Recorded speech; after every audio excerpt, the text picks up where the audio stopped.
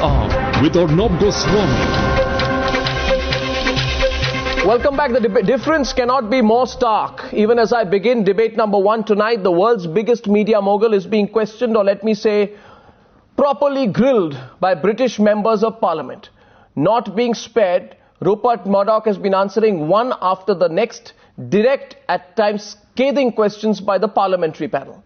While some questions might be awkward for the politicians in the UK Parliament, there is, at the heart of this, a transparency to this entire process that is missing in a similar situation here in our country.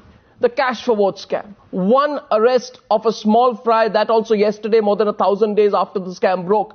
Mr. Murdoch may not be forthcoming with his answers, but the point is he has been summoned and he has had to make himself available to the public, and the best part of it is all on television tonight, so people can take a call on whether he followed journalistic standards, whether Lakshman Rekhas of journalism were crossed, whether the fine line was crossed.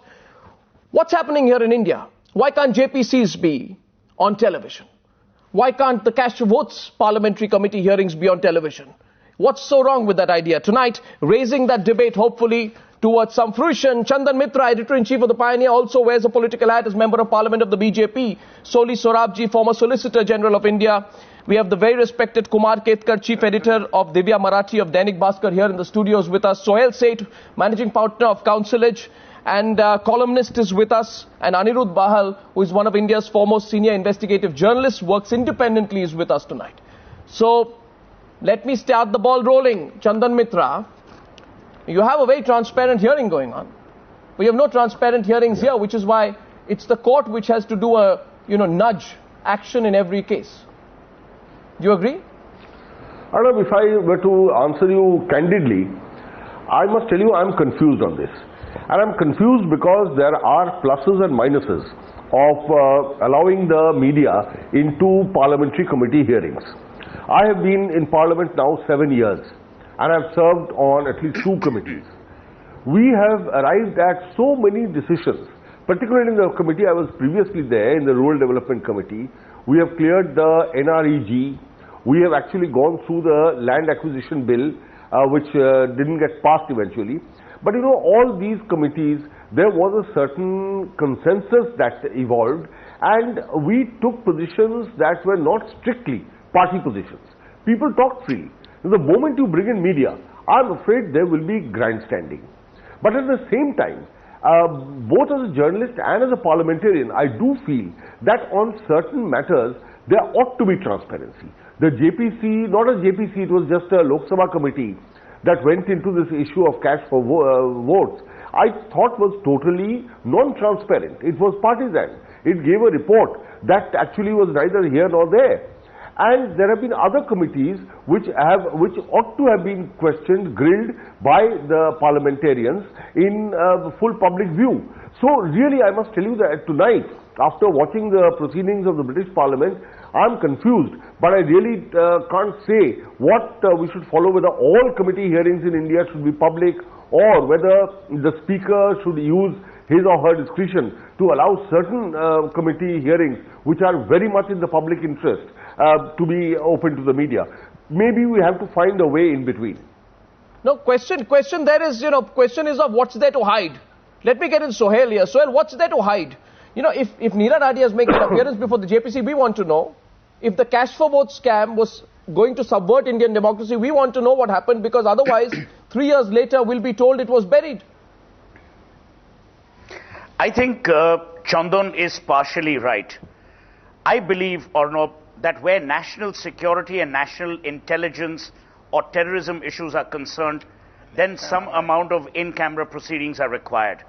But otherwise, where there is direct impact on either the shape of citizenry that India is going to breed, or for that matter, the kind of democracy we practice, I'm a great believer that there needs to be probity and transparency, and haul people in front of television cameras and let them show themselves for what they really are. The cash for votes was a disaster in every which way. It subverted the democratic process. It compromised you and me as voters, because we really didn't matter. What mattered was a bunch of jokers who carried suitcases of money and tried to either save or subvert a logically honestly elected government. No. Look at the Murdoch situation. They were not bunch and I'll tell you why this won't happen in India. They were whistleblowers. It won't happen in India because our parliamentarians are unprepared, most of them. Our parliamentarians are busy scoring political brownie points, unlike what you saw with Cameron and with Ed Miliband, both of whom said that they needed to get to the bottom of this, not for the sake of British MPs, but for the sake of British democracy, and to expose the nexus between journalism and politics. Arnab, I must point out. No, Chandan Mitra, as I just come to you, I want to show those pictures here tonight. Chandan Mitra, 1 minute, because I have got some pictures there tonight. The story is breaking on our channel. You know, Murdoch's there's been an attempt to attack him. And that prompted a break in the proceedings that's going on before the Parliament Committee. They've been suspended for some time. That's a distraction which has happened. And that's the person on the screen who you have there is the person who tried to attack Murdoch. We didn't really see Murdoch there. We saw his son look startled, look to his left where his father was sitting, and then move away. And our television feed of that has been interrupted. But I can say the pictures on the right-hand side of your screen are the pictures there of the man who attacked Murdoch. And the pictures on the left-hand side of your screen are pictures of Murdoch being attacked at that absolute moment. We don't know what really happened, whether Murdoch has at all been injured in the process, but he's been taken away and he's been questioned. Now, there'll be a lot of politicians in India who will be watching this and saying, see, that's what happens when you put it on television. You're going to have grandstanding. But I come back to the question, Chandan Mitra, that Suhel Seth is asking here. If there has been collusion, and I don't know what if there has been collusion between a political party and a channel to influence the political process, and if, as you say, that's towards a larger, greater purpose, have transparency over it. Have transparency over it. No, you see, now this is not really the point. The point, I think, is where I would like to counter what Suhel said. He said, called our 3 MPs a bunch of jokers. It is something I take exception to. Suhel is a very good friend and he normally talks a lot of sense. I believe that those 3 people were whistleblowers. They were bribed, and when they had no other way, they took the money to Parliament and laid it on the table. Now, I think calling them a bunch of jokers is not fair. That's how the whole scam got unearthed. A whole country saw it. It was live on television from Parliament. So I think it is they did a service that it didn't. The probe didn't get anywhere till the courts intervened. If that has been done, we can discuss that. If that has been done, Chandan Mitra, question is just coming to Soli Sorabjee. Question to Kumar Ketkar is: if that has been done, why not have complete transparency over it? Well, actually, over the proceedings, because I want to know whether one single individual in the last 3 years, including, I must say, Chandan Mitra, the BJP or anyone in the media was trying to expose this, whether anyone really went hammer and tongs saying what happened to the investigation. Why was the Delhi police sleeping? Yes. Why did people really wanted to expose the ills of Indian democracy about the buying and selling of people? Why did they not broadcast the tape, and why were they quiet after that, and why did no political party take that up? That's what raises fears that no, there's some other interest in this. Kumar Ketkar. Well, actually, Arnab, nobody is opposed to transparency, but let us not put the transparency on the track as if everything can be solved or everything can be sorted out by transparency. Okay. Even in Britain, let us not romanticize about Britain. And Britain had banned Lady Chatterley's Lover, Britain had banned Lolita, Britain had banned Spy Catcher book, and they did not allow even the excerpts of these books to be published by newspapers. So the evolution to up to the Murdoch, there has been an evolution of the so-called transparency. Perhaps India is not fully evolved, and that's why there is opposition. So it is not as if Britain has been throughout very transparent and throughout very open and throughout very democratic in its... I'm talking of the present time. If there is present situation in India and present situation in Britain cannot be compared, because Britain has evolved up to this point and India is evolving. Earlier, do you know, there was a debate whether question hour should be televised at all. But there was a big debate, and finally question hour was... I'm not sure about this argument, because I don't know. I think it's just about taking a decision, isn't it? Let me put Soli Sorabjee to it. How is it such a difficult thing to say that, you know, in India everybody is worried, and average citizen, say many watchers of News Hour tonight, I mean 99% of them will be concerned about the link between corporates and media. I'm just being clear about it. About how close media should be to politicians.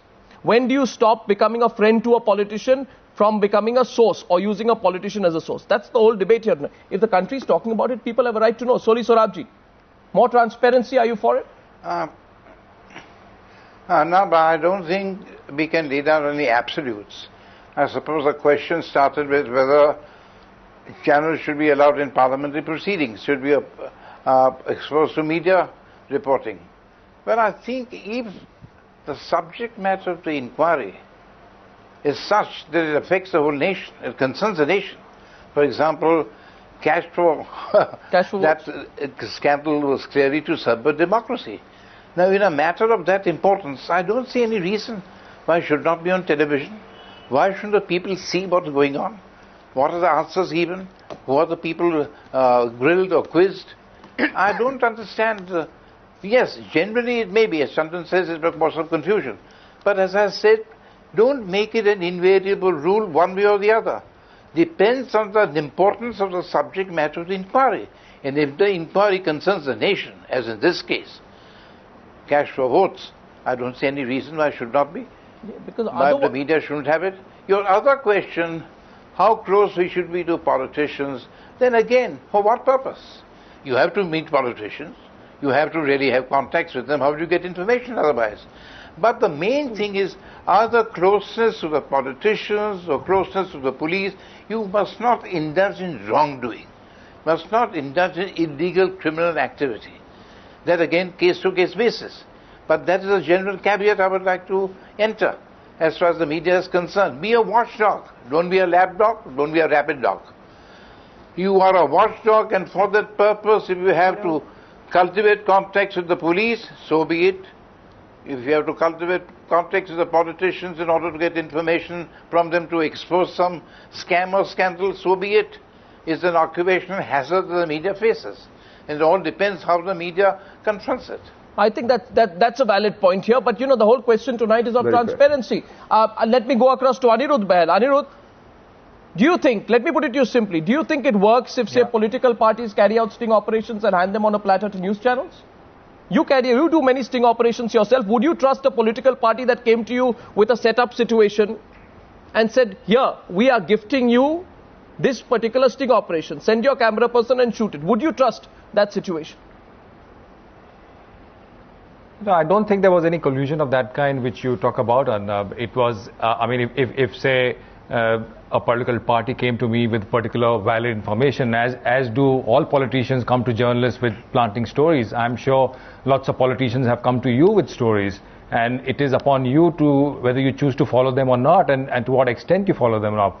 But to coming to your point about this, why the channel, I mean, you were just saying earlier, why didn't they air it? I mean, it's an editorial call. If the burden of evidence is not there, it is purely an editorial call whether they should go with the story or not. And I purely trust media platforms here to take that call. I mean, you have to trust them at a certain point of time. Do you? And as regards, I'm perhaps the only panelist here who has appeared in JPC, in Joint Parliamentary Committees as a witness. And from my own experience, I speak both with the Rajya Sabha Committee and with the Lok Sabha Committee, that I think televised proceedings are really necessary there, because there was a certain amount of bias coming from the questions that were asked to me, and which would be exposed if the proceedings were sort of televised. I mean, I was asked questions about cash for questions. Both there was a whole ring of parliamentarians in the Lok Sabha Committee as well as the Rajya Sabha Committee, and it went on for a few hours. And I solely felt the need that some people should really see in the manner in which they were politically divided and coming at me with very sort of leading questions, political parties, so to speak. I strongly feel that the proceedings should be televised. But does in fairness, yes, okay, Chandan Mitra. Fairness, MPs have a right to grill you. No, I'm telling Anirudh that, you see, in all fairness, MPs have a right to grill you, just as you have a right to grill MPs. So I'm not questioning the right to grill me. I'm saying that grilling process should be televised. I mean, do always journalists televise when they grill politicians? This is on television. I think, you know, television journalists, one thing, many things are said off the record. The TV journalists also switch off their cameras. Print journalists switch off their dictaphones. I know these things happen. No, question is, Chandan Mitra. Completely one-sided view. No, question is... One sec. Question is this. I'm going to Madhu Trehan. I'm then coming back to you, sir. Question is, as Soli Sorabjee said, some issues are issues of national interest. So if you have issues which, you know, people should not feel used. The people of this country will feel used otherwise. They'll feel, okay, some parts of the media do stories when it suits them. don't air the stories when it doesn't suit them. Some political parties go for sting operations when it suits them, are happy not to have the sting operations aired when it doesn't suit them. Bribe givers, bribe takers, then their agents are all together at the end of it, and there's one big collusion.